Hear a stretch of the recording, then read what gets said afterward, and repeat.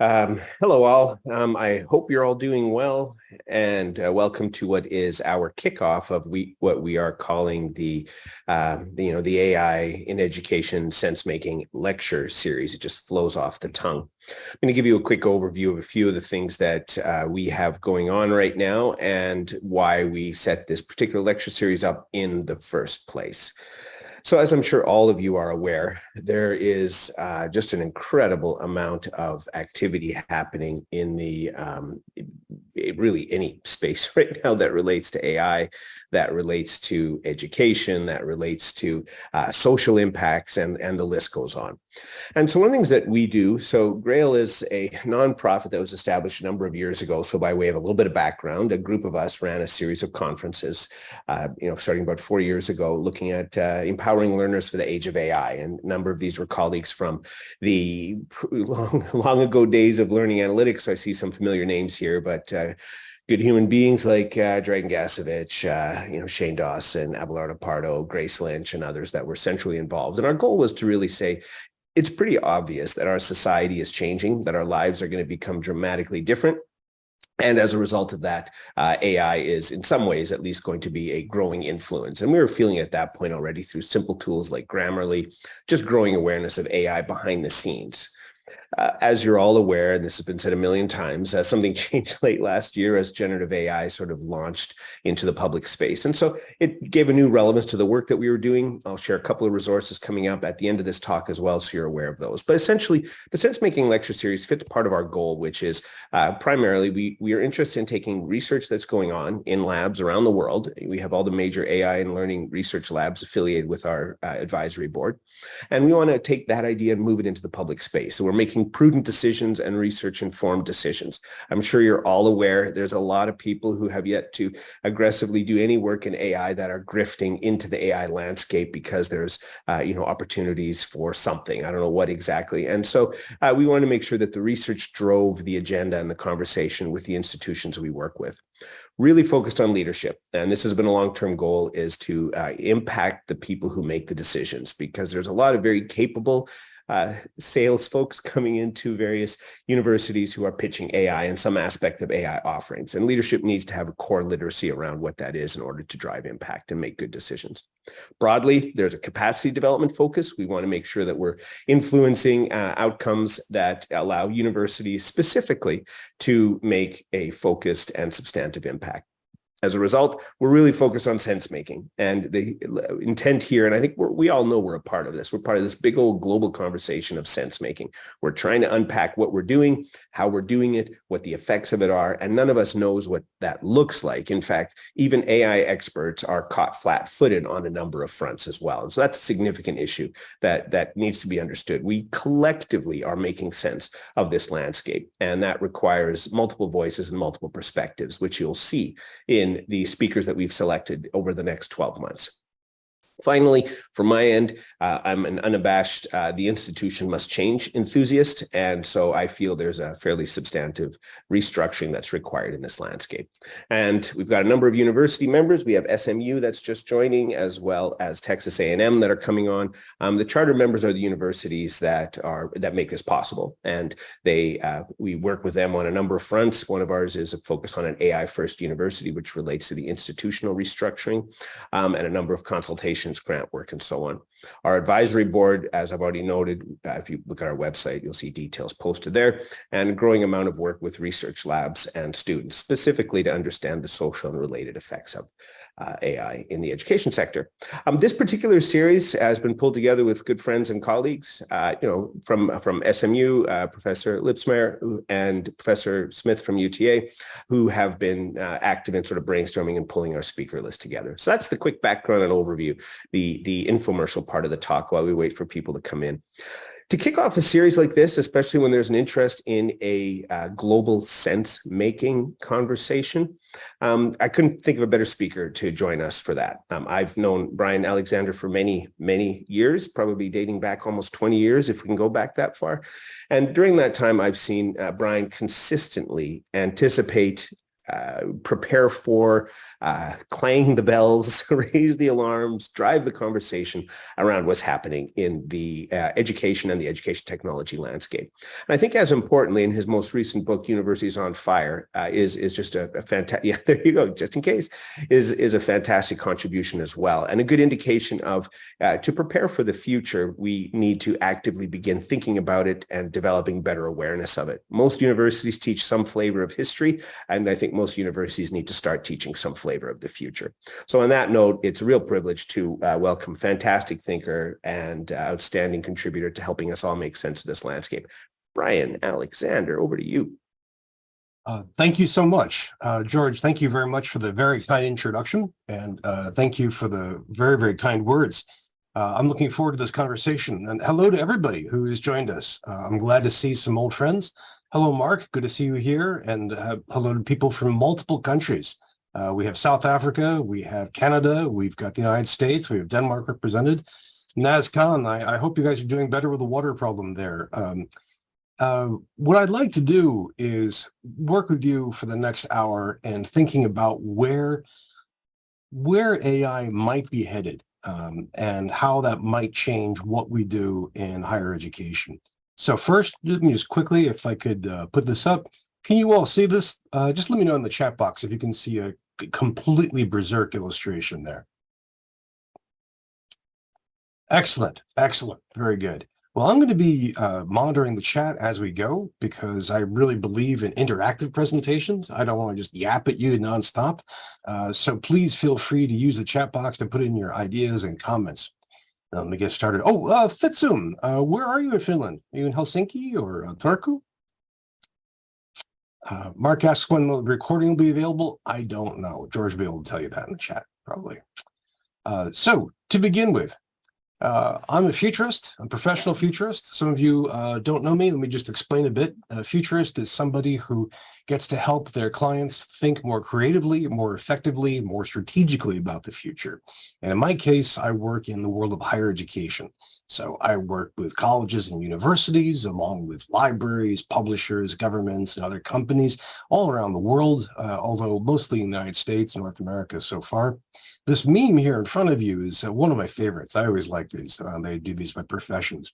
And it's actually pretty accurate in my case. On the top left, you can see people think I'm some kind of magician. In the middle center, you can see people think I focus on technology, which I do. On the right, there's a little mystical sense again. But the bottom is really closer to what I do. I do a lot of research, and I try to stir curiosity about how the future can be different from the present. And I try to put all those pieces together. Fitsum, good to see you, or good to see you here, rather. Just really quickly, some of the work I do, I put under the header of the Future Education Observatory. That involves a monthly trends analysis, that involves a blog, that involves a weekly future trends forum discussion about the future of higher ed. And I research a whole series of topics. You can see here a whole bunch of trends that I track, from technology to education. I also publish scholarly books. My two most recent, Academia Next, came out in 2019, 2020, that looked at the United States higher education for the next 25 years. And the book that just came out just a month ago, Universities on Fire, takes a look at all of higher education globally for the next 75 years in the era of the climate crisis. So I commend both of those to you, and I'd be delighted to say more about each of those. Now, today, what I'd like to do is focus on AI. And this is something that, as George mentioned, I've been working on for quite some time. I've done workshops on creativity and AI up to 6 years ago, so it's kind of fun to see these being borne out. But let me just start off by talking about generative AI, what it means right now, then shift to really focusing on some of the impacts it might have on human civilization, and then bring all that into some outcomes for higher education. Now, along the way, just to let you know what I'm doing, most of what I'm doing here is what's called trend analysis. This is when you identify a trend in the present day and recent past, extrapolate it into the future. I'm also going to offer a few scenarios, I'm going to draw on historical antecedents, touch on science fiction, which is always useful for the future. And a key thing is here, I'm not talking about dystopia or utopia. I'm trying to show you a range of possibilities. You may interpret these as utopia or dystopia. I'd love to hear your thoughts.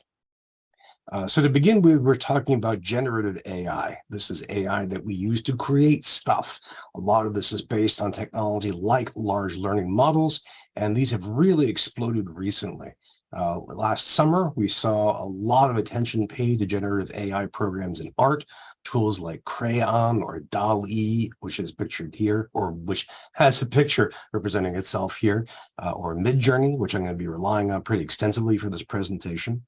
But then in November, things really took off with an updated version of a text generator, a text transformer called ChatGPT. And this, as George mentioned, has upset all kinds of apple carts. It's been imitated already. We're seeing different instances of it, like the one in Bing. Google has released their own called Bard. We're seeing more and more of these appear, and I'd be happy to say more. And naturally, I'm doing the now cliched thing of asking ChatGPT to help me with this presentation. So I just quickly asked it to talk about what it might see happening over the next 10 years. And the results are actually pretty useful. Improved language understanding and reasoning, multimodal integration, AI ethics and bias reduction, personalized AI, real-time AI, and there's a few more there. And just a couple of notes about this. This is from ChatGPT 4. So this is the updated version, which is, I think, a lot better. I tend to use this in my own work now when I'm looking for a sense of consensus understanding for a topic. ChatGPT tends to offer kind of middle of the road centrist position on almost any topic. So if I'm looking for what an audience is likely to expect or a professional body is likely to assume, this is pretty reliable in modeling that. Now, this whole large language model method has really just spun off and grown like mad. And it's actually difficult to keep up with all the different projects. For one thing, some of these platforms have released APIs, so we're now seeing them plugged into other tools. Sal Khan, for example, with Khan Academy has now added a feature plugged in ChatGPT. Duolingo, the language learning app, has been doing this as well. There's a paid extra feature where they can explain to you what you're doing wrong in learning a language. And we're seeing more and more startups creating newer and newer tools. This is a shot from one that I've actually had some good luck with, Slides GPT, which within about a minute will generate a 10 to 20 slideshow for you. I didn't use it for today. It's not that great, although it is competent. The images vary in applicability. The text is usually a lot like ChatGPT, pretty centrist and pretty straightforward. But this is started by a couple of guys who are probably looking to get purchased by Google. And you'll see more and more examples of this. In the chat, Naz Khan says that, or asks, can we say that ChatGPT is kind of like an interactive Wikipedia based on providing that middle ground on topics? I think so. I think, Naz, the difference, though, is that because we can shape it with parameters, we can coax it out of Wikipedia's famous neutral point of view. And we can try and get it to wiggle around on that, whereas Wikipedia famously won't do that unless you actually edit it. But it does have that kind of centrist point of view. Yeah, that's a really good comparison. Last week in Inside Higher Ed, Barbara Pfister and another author had a really good column looking at how education responded to Wikipedia and extrapolating from that to how we respond to ChatGPT. I recommend it if you haven't seen it already. So based on where we are now in May 2023, I just want to extrapolate this further and imagine what might happen if we take these generative AI tools and architectures forward. And to do that, I just want to have a couple of quick assumptions. One is that the world will tend to perceive their output as good enough. I don't mean as excellent. I mean as good enough to get some stuff done. So there may be errors, there may be flaws, which may improve, hallucinations may become a problem, but enough people will ride with that for this to be used and developed and to be seen as attractive for investment and further usage. Second, that we'll see steady improvement overall, that every platform will keep iterating these, growing them further and further, honing and refining them, and we'll see more and more startups. And also the impact will be broad, not just narrow. So we're not simply talking about copy editing. We're talking about AI percolating across civilization in multiple domains. Let me show you a few examples of those. And just keep in mind, I believe firmly in the military's depiction of the 21st century as VUCA, a century that is volatile, uncertain, complex, and ambiguous. So, we can think about how the technology itself will grow in a little bit more detail. One of them is that the data sets that they're trained on may expand or contract. So this is a key part of a lot of AI work, that you have to train the software on a data set, on a source that they learn from. And so far, ChatGPT and others have just hoovered up enormous amounts of data. There's a Wall Street Journal piece, by the way, it came out about a couple of weeks ago, which did a good analysis of one of those data sets. I can give a link to that in the chat if you like. But we may also see those start to contract. And that is, as the software gets better and better at determining more and more nuance and being able to transform it more effectively, they might need smaller and smaller data sets. This is going to be important for a couple of reasons we'll see in just a few minutes. The second is that the applications become more and more readily available and accessible to more and more people. And right now, we have these that are largely the province of large companies, or in the case of OpenAI, a small company owned by a large company, Microsoft. They tend to largely be not very transparent. In fact, they're black boxes. But we are starting to see these start to come out of hiding, and we're starting to see more people reverse engineer them and to use the science, most of which is in public domain, or at least behind paywalls. They've been using the science to build more and more software. So we should expect to see more and more versions of these AI. And then we should see more use categories appear, just AI popping up in different categories. My favorite boring use of ChatGPT so far, and I just love this to death, was by real estate agents who are using it to write copy. Telling ChatGPT, give me a couple of nice paragraphs about a 4-bedroom house with 2 bathrooms that costs $1 million or whatever. Completely unimaginative use, but a very real world one. We should expect to see more and more uses, more niches pop up. And then who uses this and which projects we can access should start to get narrower. I mean, I mentioned that ChatGPT is very general, very centrist. It's, after all, attempting something immense, trying to do a kind of chatbot for all the human race. Bard is trying to do the same for Google, and Bing's bot is doing very much the same thing. But we should already start to see more and more projects that are focused on narrower slice of the human population. So imagine, for example, having a Chinese business issue a chatbot that really is good at answering questions with an eye towards Xi Jinping thought. Perhaps the Russian government, Russia still is the home of many, many cybernetics experts, will issue one that will tend to, if you ask them questions about history, will tend to reflect President Putin's vision of Russian history, that's destiny. And then we should expect to see other nations offering theirs as well. And then to see individual political ideologies start to offer those. So you can imagine, for example, a bunch of Anglophiles who are crazy about the British monarchy trying to issue a pro-Charles III bot. And then you expect to see European Greens issue their own bot, to see rebels of different groups and governments of different groups start to issue them. And then we can see religions start to publish theirs as well. For example, to see the Indian government authorize a pro-Hindutva chatbot that will give you answers to questions that will tend to align towards their particular version of Indian culture and history. And then we could see cultures start to appear and subcultures where different movements will do this. I expect to see something like TMZ issuing a celebrity chatbot or a celebrity image creator. And then to see other currents, a hard science fiction fan creating a hard science fiction generator. And then individual businesses, right, to be able to see something like not just Microsoft, but Hertz Rental Car or Boeing to issue their own creators. And Boeing might do this for plans to help you create plans for building aircraft and so on. And then we should see just overall more and more stuff come out, more and more content in all ways. We already have text and images in place, so we can generate those and with increasing effectiveness. Add to that audio, the ability to create more and more sound. And that can be music. We've had music generating AI for some time, but to have that get more and more effective, we've already seen Spotify this week remove a whole bunch of songs created by an AI company, but also human voices, to have someone be able to reproduce my voice or your voice or George's voice, and then to make video. We already have some that can make very short clips of a few seconds, but imagine when we can make a 30-second commercial spot, or to make an hour-long TV episode or a 2-hour-long feature film.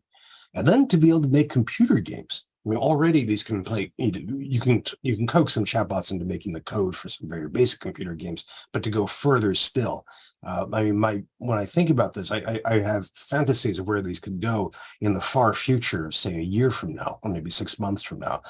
So to ask it to create a role-playing game, a computer role-playing game, say based on the horror fiction of H.P. Lovecraft, but taking place in the 13th century in, let's say, Pakistan, and to have it all done with black and white Art Deco style art. Or for videos. I'm looking forward to the chance. Well, I'll show you the ad for this in a minute. I'll put it up right now, in fact. So the great director Stanley Kubrick contemplated doing a Napoleon biopic, and it never really happened. So I'm looking forward to the time when I can ask, say, ChatGPT version 23 to create that movie for me, starring Helen Mirren, to do it in full Kubrickian style, and to have Michael Nyman do the soundtrack for it, and to see how that plays out. So already we're seeing this kind of cultural creation just go. And a key thing about this is that it can be really customized and really personalized. And there's an appetite for this. Famously, some of you who are Star Wars fans know someone did manually did an edit of a George Lucas Star Wars movie to remove Jar Jar Binks, a cause which I completely embrace. Imagine being able to do that for all kinds of music or TV shows or films. There are a few notes in the chat that I didn't get a chance to see so far. Mark Corbett Wilson says Wikipedia is edited by humans. ChatGPT has no agency, but it is created by humans on the back end, and we get to implement it and shape it as users. Catherine Lombardozzi, I hope I didn't get your name completely wrong, asks, can we expect at some point that LLMs will get better at fact-checking themselves and not making up citations? Yes, Catherine, I direct you to Bing's search bot, which right now makes a point of answering questions with citations. George points out Galactica. Very good. Thank you for hitting that really important point. Catherine says we should have a filter bubble. Absolutely. Plenty of opportunities for a filter bubble. If I'm going to shape films to look the way I like, I'm going to lose chunks of the shared culture. Happily, I will. Mark Corbett Wilson goes further and says we can create personal bots. Prompt crafting will be a job and a service. Exactly. I'm getting to that right now. We should also expect to see the AI creations infiltrate the real world, the physical world. So, for example, the physical arts, being able to see more AI-generated doorknobs or dishware, AI-generated clothing, food, both recipes as well as ways of growing or otherwise making food. Physical architecture. We've already seen designs created by AI and the rest of the built environment. And then machinery, just basic parts for working on stuff. Now, in terms of culture, we can expect even more chaos to come up down the pike. We democratize creativity even further. I'm a terrible artist, as anyone who knows me can tell you. Visually, I can't draw anything. I'm horrible at this. But I love being able to cut loose with these visualizing tools. I know on the flip side, people who have terrible writer's block or just hate writing, but they love being able to instruct ChatGPT or Bard or Bing and really just, to take off.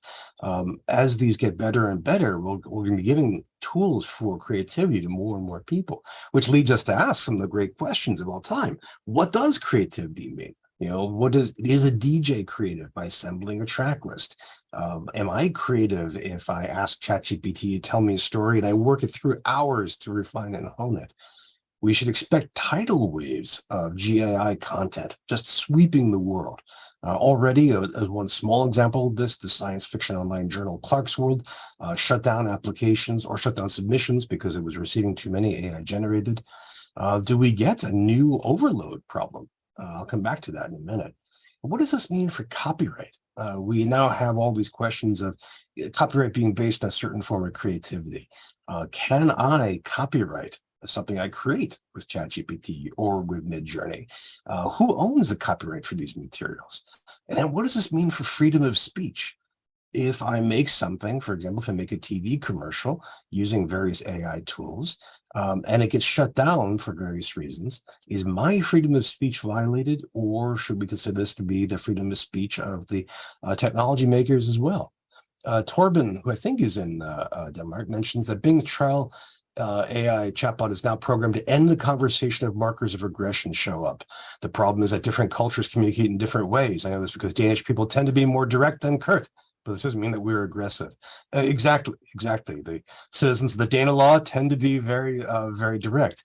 I've heard this, Torben, from people criticizing image creators because the image creators tend to have a lot of smiling in their results.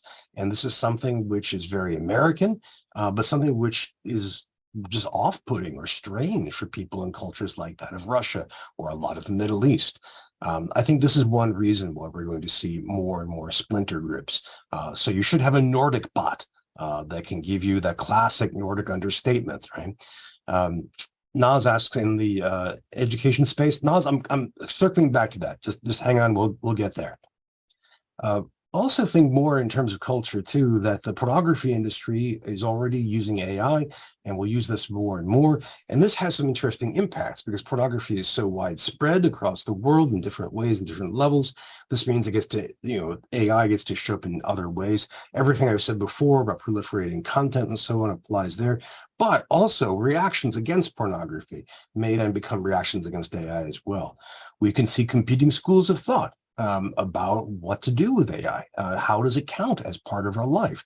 Does an architect, for example, proudly proclaim themselves to be users of this particular AI platform? And then how do you value something as being AI free or including AI? How do we determine the quality of that? And how do we determine that it is AI free? These are all questions that are just going to seed through our culture for years to come. And then we have the great threat of deepfakes. And because I'm talking about something horrible, I want to give you something funny. This is an image of someone who asked the software to create dash cam sightings of Gwyneth Paltrow, and it looks like something from an alien species, which is completely appropriate for Gwyneth Paltrow, which I'm happy to see. But the deepfake threat is very real, where we're getting better and better at creating images, audio, and video of human beings, not to mention text, so that we can really have people doing other things. My friend, the science fiction writer Kurt Schroeder, wrote an interesting book called Noon in the Anti-Library. Sorry, a short story called Noon in the Anti-Library, where he imagines people deploying deep fakes in real time in order to swat people. There's a really interesting question. How do we respond? Do we respond with digital watermarks? Do we try to create competing forms of legitimate media? I mean, this is one of the really great problems. But also, this gives us some historical issues to think about as well, because we've already been through information overload before.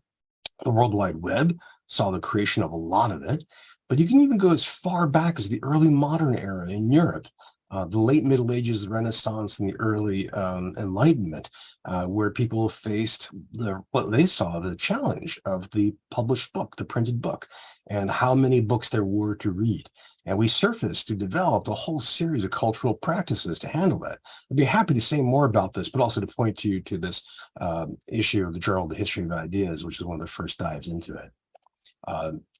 Mark Corbett Wilson mentions in the chat that the 2024 presidential election will be chaotic.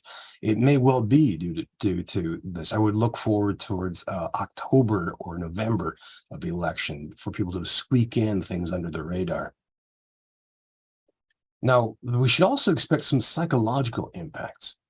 And these, I think, are really interesting, and it's really important to be objective as possible here, because it's really easy to become sarcastic or disdainful. We've had AI therapists arguably since the 1960s, when the first great chatbot, Eliza, was created. And we're seeing people use AI for therapy in more and more ways. And right now, there's a very good reason, which is that the demand for therapy exceeds the supply of therapists. So we should expect to see more and more of these, but also people using chatbots and, again, AI-powered media as friends. We are, in many ways in the US, a very lonely society, and people turn to all kinds of non-human sources for companionship, such as animals, television, but also bots, which can really fulfill that function. And also for romance. I've got some images to show you in a second about that. And we've also seen people use AI to replicate people who are no longer with us. Either they're missing or they're dead. All of this suggests to me that we're having AI occur in a very intimate position with us psychologically. I mentioned science fiction, the very, very good science fiction film Her imagined people having a romance with their cell phone. And already this has occurred. I draw your attention to the very interesting web service Replica, which created chatbots on demand. Interestingly, the creator of Replica did so in order to first to reproduce the personality of a dead person. But then Replica had a business model of basically selling romantic partners completely composed of software to people around the world. There's a lot more going on at Replica there. I'd be happy to talk about that if you like. But my point is that AI has really sunk that far already into our subconscious. Expect to see more and more of that as we go on. And we often talk about AI as a complement to the human race, doing things that we prefer not to or that we're not good at, but there's things that we can do. And one of those things is emotion. Well, at times humans are not great at emotion. We can be replaced by machines, it seems, in some ways. This is a recent journal article which asked a bunch of people to compare their results of feedback from human physicians and software, and the chatbots were, quote, preferred over physician responses and related significantly higher both for quality and empathy. Now, people who live in the United States and have the misfortune to deal with our healthcare system will probably ironically chuckle at this and think perhaps of many cases of physicians who are very inhumane. But this is already the case. We can expect to see more and more of this developing. Now, in the economy side, by the way, this is Midjourney creating an image of just economic chaos. I think he did a great job. We should expect to see, as usual, with any new major technology, some economic disruption happening. First of all, we should expect current businesses to sometimes grow, like we saw Microsoft suddenly do better for the first time in a long time.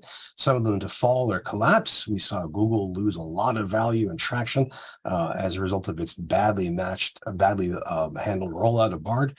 We should expect to see some businesses just go out of business. In the education field, Chegg lost a huge amount of valuation as a result of ChatGPT and looks to transform into something new. For example, just hypothetically here, the company formerly known as Facebook Meta has just announced a huge shift into AI. One could imagine them becoming an entirely or mostly AI company rather than being one that does Facebook and Instagram or the metaverse.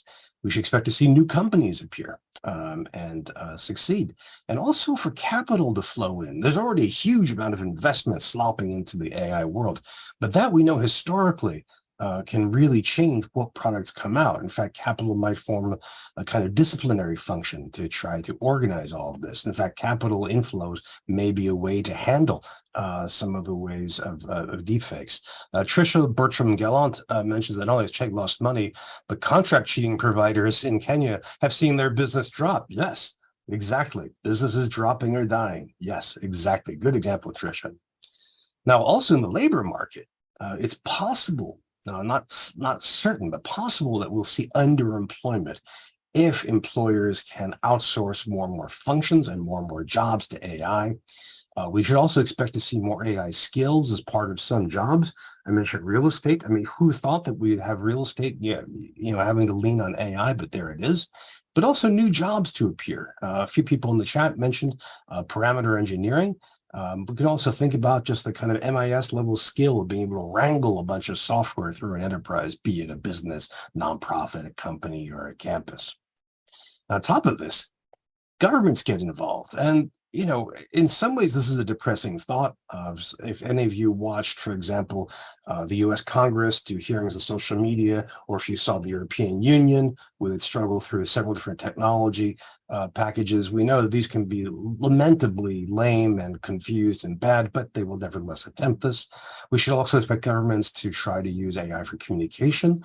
And this may be in the form of propaganda or just, government communication normally. And we should expect to see governments use AI for planning, both open and public, as well as probably surreptitious. So here's one example. Our Danish friend mentioned that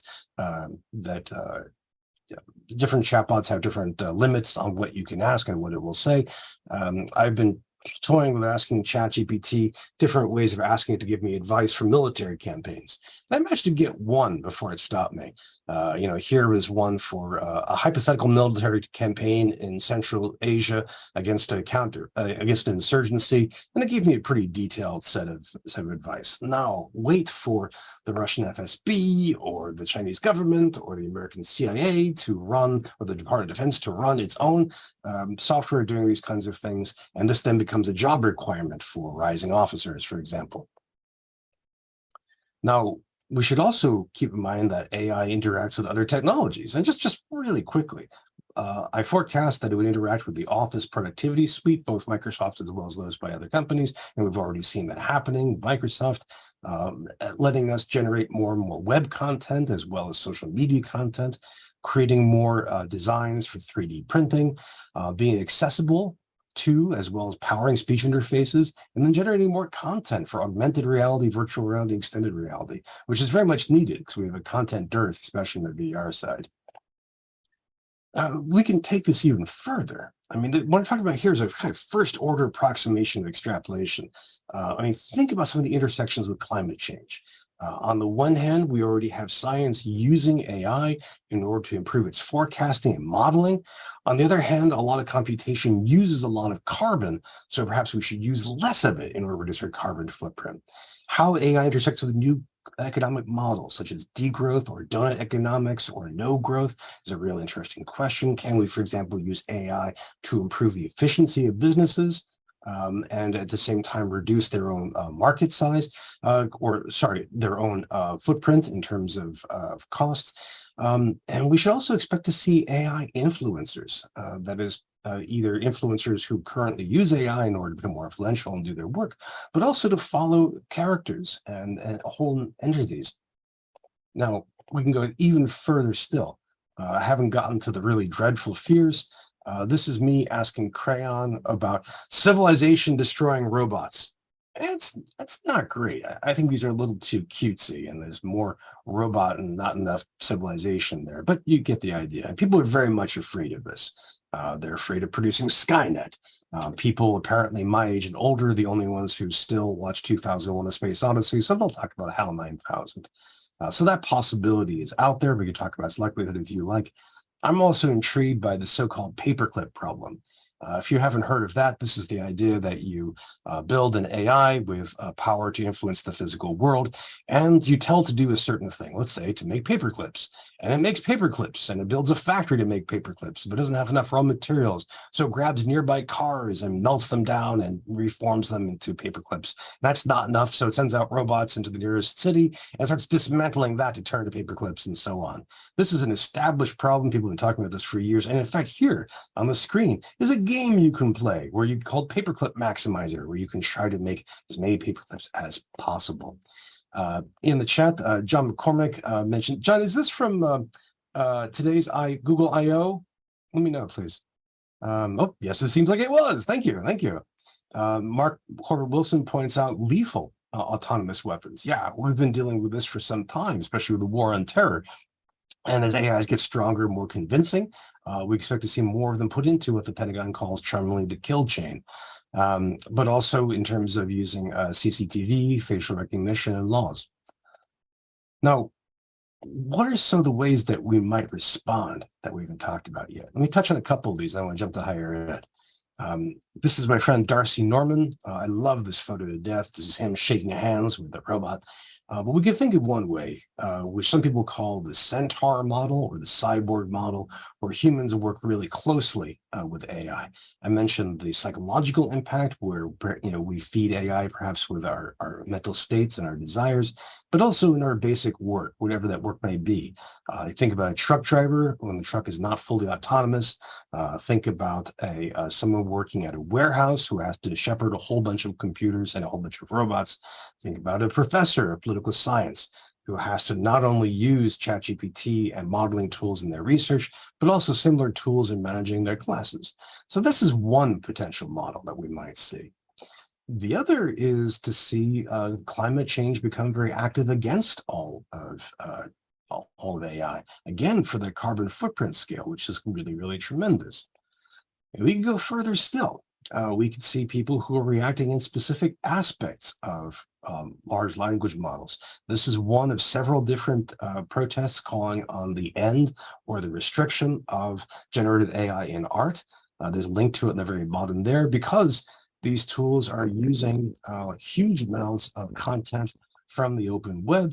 And this is material which the creators have not necessarily licensed, which may be under copyright, and which these companies are making money from. Plus, there is the problem, the classic technology problem of the new technology making previous workers obsolete. And this could build up still further. For years, I've been pointing people to the great science fiction novel Dune, which includes the idea of humanity undergoing what Herbert names the Butlerian Jihad, a civilization-wide movement against AI. In fact, in his novel, humanity sets aside AI and bans it completely, which has some interesting effects. So we may see that kind of outrage build, especially if it connects with our current anxieties around Silicon Valley. Now, when I began this, I talked about some assumptions. One, that the technology might be good enough, or that enough people would see it as good enough, and that we would say it's steadily improved. But let's keep in mind these things might not happen.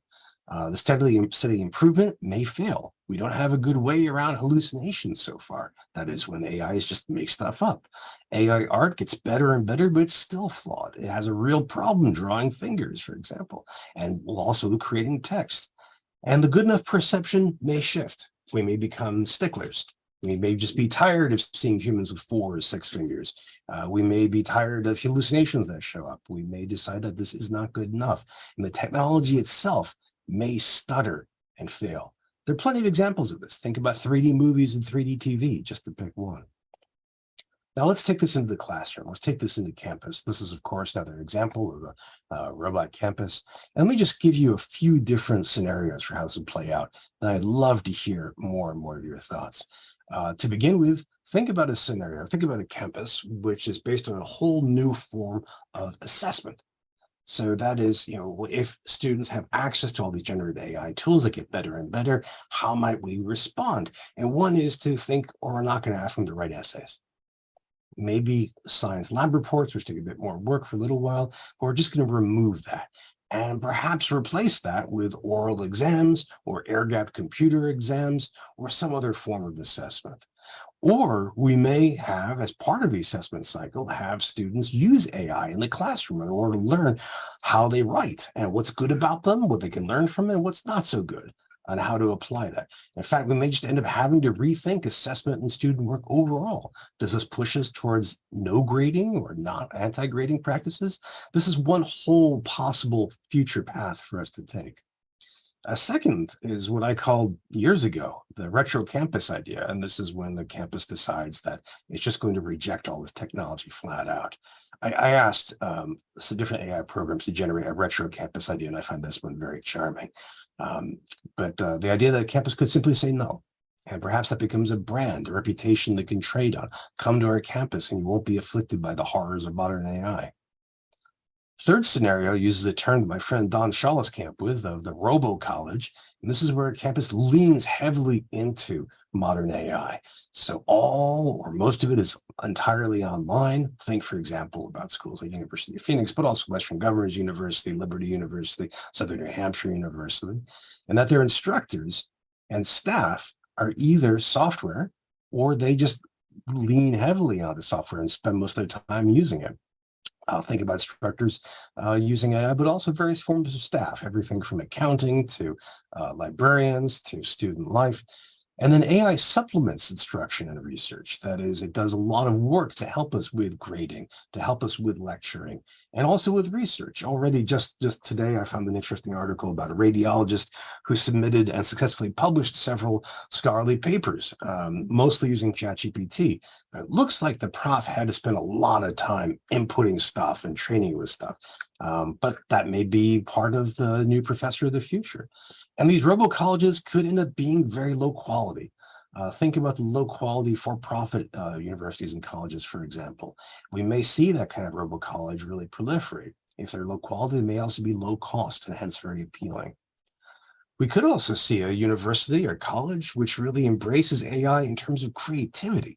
It wants to focus on the new forms of creative work that students can create with the help of generative AI. The great writer and software developer Ian Bogost had this fascinating article that I don't think anyone read to the end of, where he came up with a model of saying that ChatGPT plays the internet like an instrument. That's what that really is. It's not a chatbot for him. It's a new form of creative enterprise. Maybe we follow that, and maybe educators, as well as people in the archive, museum, and library world, focus on creating new projects that are entirely based in these sectors. Imagine, for example, writing software that only uses Creative Commons images and Wikipedia and perhaps everything in the HathiTrust archive. And the goal here is to produce something of scholarly output. So we could see a campus that leans into this, that follows the idea of creativity. Or we could just see the whole professoriate change in a new way as we try to do and focus on what AI cannot do well. So, for example, AI is really good for personalized learning, personalized work, but it's not so good for group work so far. So perhaps faculty get to be able to structure that, groups of 4, 5, 10, 20, or 300. It's also not good at modeling what a specialist is in a given area. So that radiologist taking a class of radiology with them, you as a student get to see, maybe this is what radiology is all about. I want to be like them. I want to learn from their practices and their attitudes. AI can't do that right now. Maybe that becomes a key function. We also provide personal support. I think this is overstated in some cases, but we can really provide that nurturing field where we can help students through. And we can also help them with criticizing the technology, which perhaps the technology won't be very good at. We can offer long-haul support in structuring learning that goes beyond a momentary enthusiasm.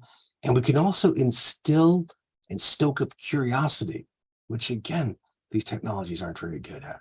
So maybe this outline describes a new kind of professor, a new kind of instructor.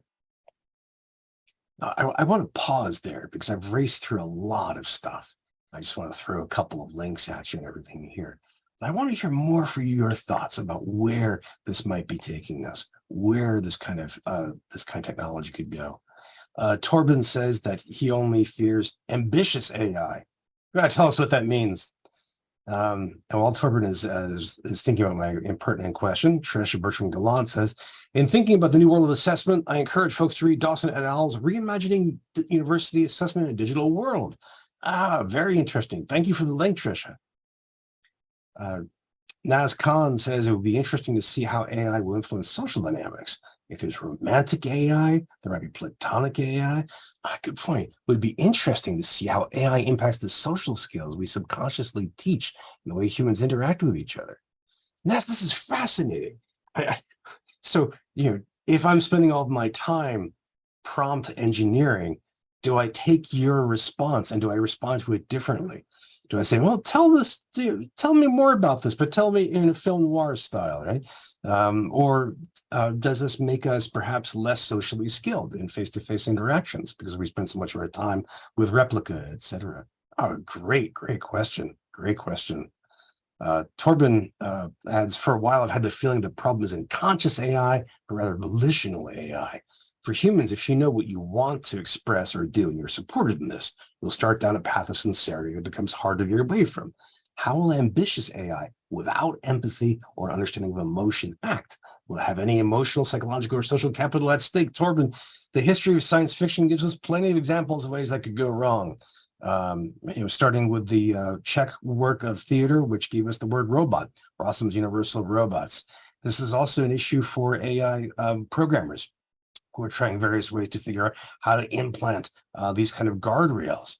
And of course, this gives us the option of sociopathic AI that some people might want to use for different reasons. George, I was going to read a couple more questions, but did you want to jump in? Nope, keep reading. I was just going to jump in and just have a chat with you. So run through the questions as you like. You're great. Rick Bartlett says, I think your point about good enough is important. I can imagine a race to the bottom. Yeah, we just get used to this. And, we do accept quite a few things that are imperfect. Right now, we seem to be, as a society globally, very happy with a certain death toll from COVID. Yeah, we can accept a lot. Trish says that she's excited about the possibility of 24/7 tutoring for students. Often students cheat because they're doing their university work at midnight. Good point, Trish. And now it says if there's less face-to-face interactions, they increase things like social anxiety. That's a great question because we also use, I mean, some of the selling points of these chatbots, the ones that are aimed at kind of therapeutic or psychological support way, they're often aimed at addressing social anxiety. So do they actually end up doing that, or do they de-skill us? A good question, Mas. So, George, what are you thinking about all this? I've hurled a whole bunch of stuff at you. What part is getting your attention right now? I mean, I think there's two ways that I look at it is on the one hand, there's the immediate short-term effects. And, I think any university with a bit of visionary leadership and slight resources should be able to deploy rudimentary chatbots, rudimentary AI in curriculum, and even start to support and guide students as they're working through different resources. And with the emerging work with OpenAI and Code Interpreter and ChatGPT, I think even a dramatic change in how research and data analysis is conducted. I think data science is in for quite a jolt based on some of the early findings where you can literally upload a CSV file and say, like, what do you see here? And it can generate output stuff in a way that could be transformative to a lot of students' research. So I think that's the short term, and you touched on that in a number of fronts, just where different examples, say for mental health support, as problematic as that might be, when we remove the human, you might recall the Vanderbilt issue where they had written a ChatGPT email to offer condolences. It's like, we're okay with AI taking over some of our intellectual work. We seem uncomfortable with it taking over some of our emotional work. And so I think there's some things that play out, but those are immediate. We can do AI, bring it in classrooms, bring it in universities immediately. Where you ended on, though, I think is the one that resonates most with me, which is what's different about the system? Like, should anything change? Is AI yet another technology we just bring in and we keep the exact same model and structure we have of education? So I think that certainly resonated with me. So the short term, we know it's happening. It is going on different classrooms already. The long term is going to require some concerted leadership and some visioning.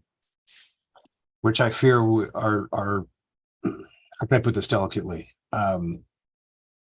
A lot of academic leadership is very conservative. I don't mean ideologically, I mean just practically. They're there to conserve. And they're also very nervous about things that are disruptive. I think one way we can see this proceeding is, John mentions this in the chat, John McCormick. The idea of a personal tutor is something that's been around, digital tutor, since the 90s, if not earlier. There's, some of you might know, there's a fascinating novel by Neil Stevenson called The Diamond Age, which imagines in the future a smart book that becomes a personal tutor for one of the protagonists.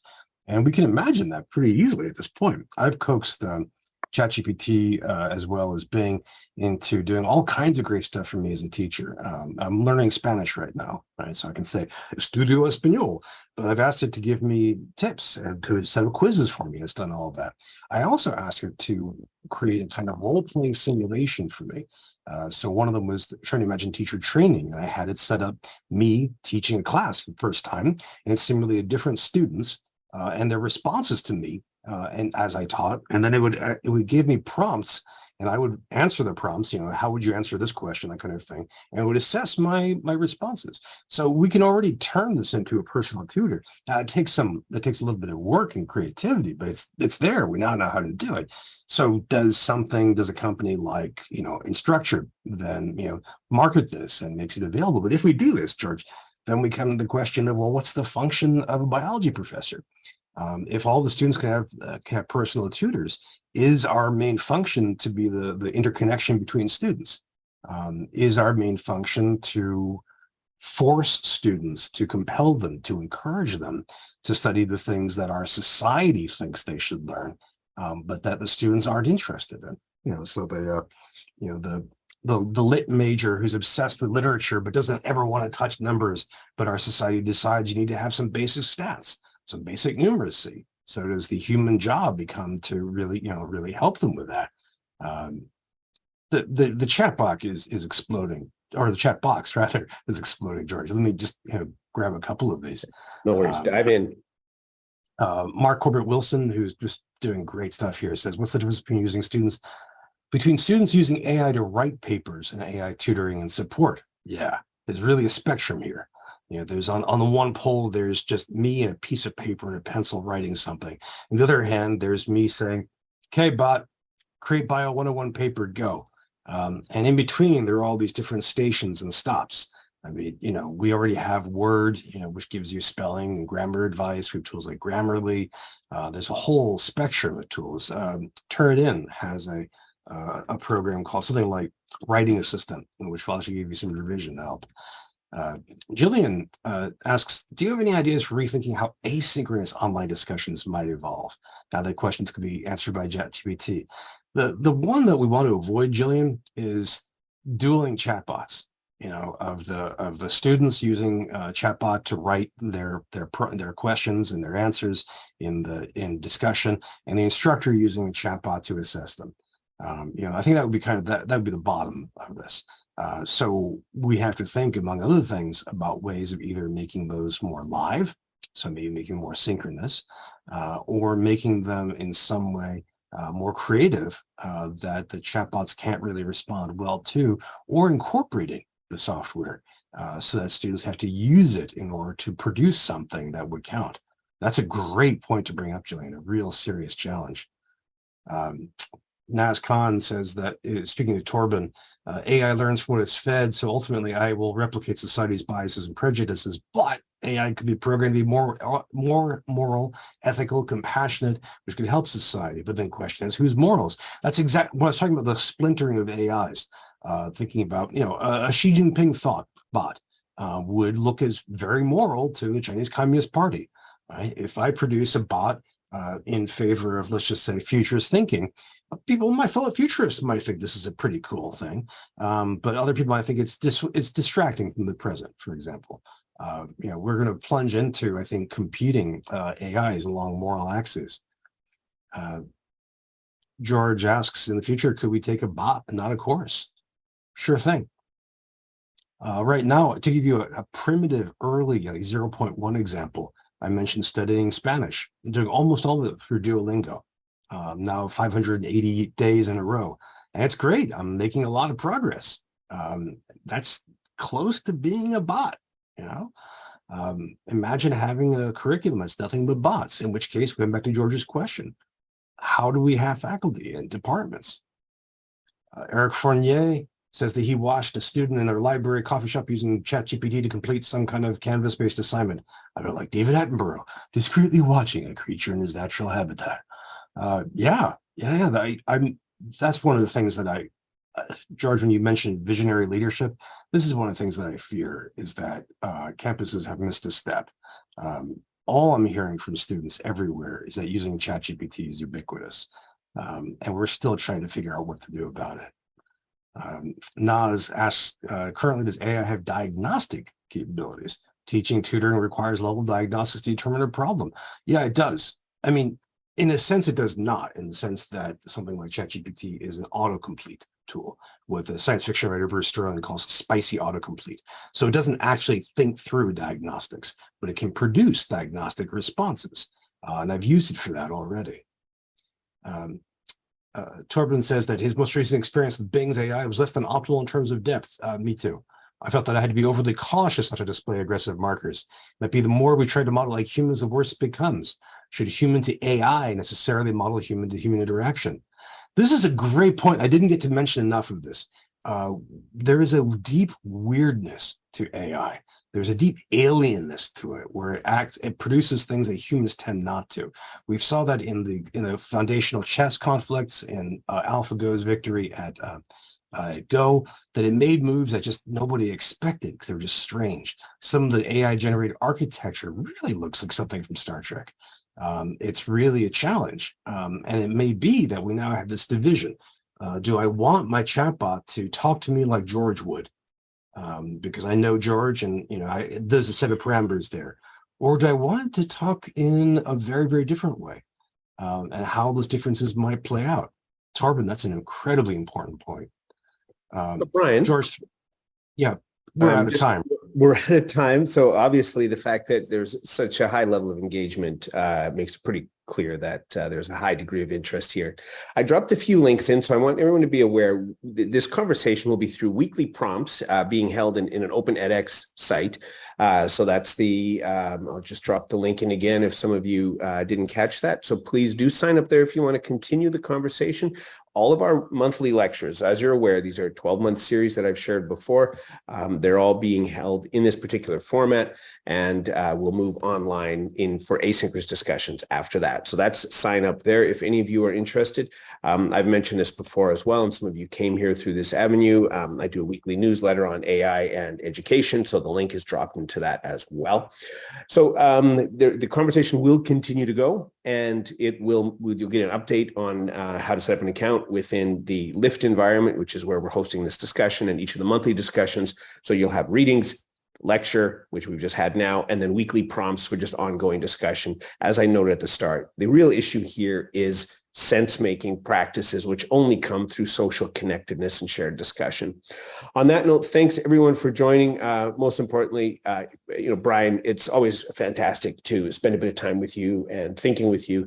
So it's great to have you join us, and look forward to just seeing how your thoughts continue to unfold. Absolutely encourage you all to follow Bryan on Twitter, track him on social media. He's always sharing updated discussions as well as what he's chopping and food he's preparing. So I hope you get a chance to at least connect with him on social media. Bryan, thanks again. And the rest of you, thanks very much for joining. Thank you all so much.